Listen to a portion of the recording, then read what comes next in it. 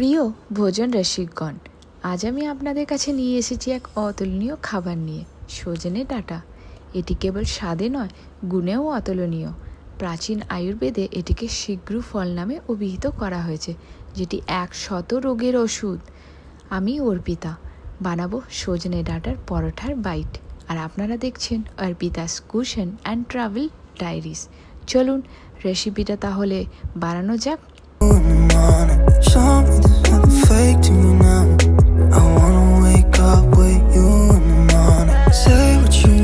Drumstick সজনে ডাঁটা, এটি একটি লম্বা সবজি, সবুজ রঙের এবং দেখতে লাঠির মতন, সরু ও লম্বা হয়, তাই একে ইংরেজিতে ড্রামস্টিক বলা হয়। এটাকে সেদ্ধ করে নেব, তারপরেও মিক্সিতে পিষে এটা ছেঁকে নেব। ছেঁকে নিয়ে যে পিউরি থাকে সেটার পিউরিটা বানিয়ে নেব। সজনে ডাঁটা পুষ্টিতে ভরপুর। এটাতে রয়েছে vitamin C, vitamin A, iron, calcium ইত্যাদি। বিশেষ করে ডাল বা তরকারিতে এটি দিলে অতিরিক্ত স্বাদ বাড়ায়। এটা হজম শক্তিতেও সাহায্য করে এবং শরীরের রোগ প্রতিরোধের ক্ষমতাও বাড়ায়। একটু তড়কা দিয়ে দেবো, একটু রসুন আর একটু পেঁয়াজের হালকা তড়কা দিয়ে দেবো, তাহলে খুব ভালো টেস্ট পাওয়া যায়। আর তারপরে তড়কা দেওয়া হয়ে গেলে এটা আটার সাথে মেখে নেব, একটা ডো বানিয়ে নেব।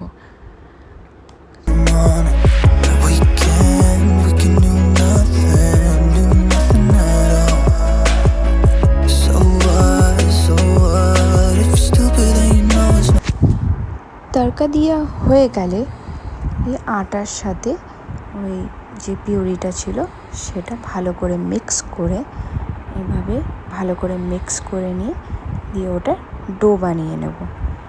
যে ডো বানিয়ে নিয়েছি। ডো বানানো হওয়ার পর এইভাবে রুটি বেলে নিয়ে আলুর মশলাটা এইভাবে ভালো করে স্প্রেড করে দিয়ে এইভাবে রোল করে নেব। দিয়ে নাইফ দিয়ে এই যে রোল করে নেব, দিয়ে নাইফের সাহায্য নিয়ে এইভাবে কেটে নেব। নাইফের সাহায্য নিয়ে এইভাবে কেটে নেব। এই যে তারপর হাতে একটু অয়েল নিয়ে এটাকে ভালো করে একটু লাইটলি এভাবে প্রেস করে দেব। তারপরে প্যানে একটু অয়েল দিয়ে একটু গরম করে নেব। এই যে প্রেস করে নেব, একটুখানি হালকা লাইটলি প্রেস করব যাতে ভেঙে না যায়।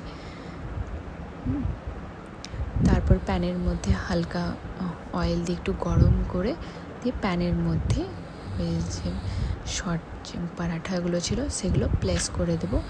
আর বোথ সাইডই ভালো করে ভাজবো, মোটামুটি যাতে গোল্ডেন কালার ভাজা হয়। হালকা আঁচেই ভাজবো, এদিক ওদিক ওলট পালট করে ভেজে নেব। এই যে এইভাবে ভেজে নেব। এই হলো আমাদের আজকের সজনে ডাঁটার শর্ট পরাঠা। ক্রাঞ্চি বাইরে থেকে, নরম ভেতর থেকে। এই শতাব্দী প্রাচীন রেসিপিটা যদি আপনাদের ভালো লাগে তাহলে বেল আইকন টিপে সাবস্ক্রাইব করবেন। কমেন্টে জানাবেন আপনাদের বাড়িতে এই শর্ট পরাঠা কোন চাটনির সাথে খেতে ভালো লাগে।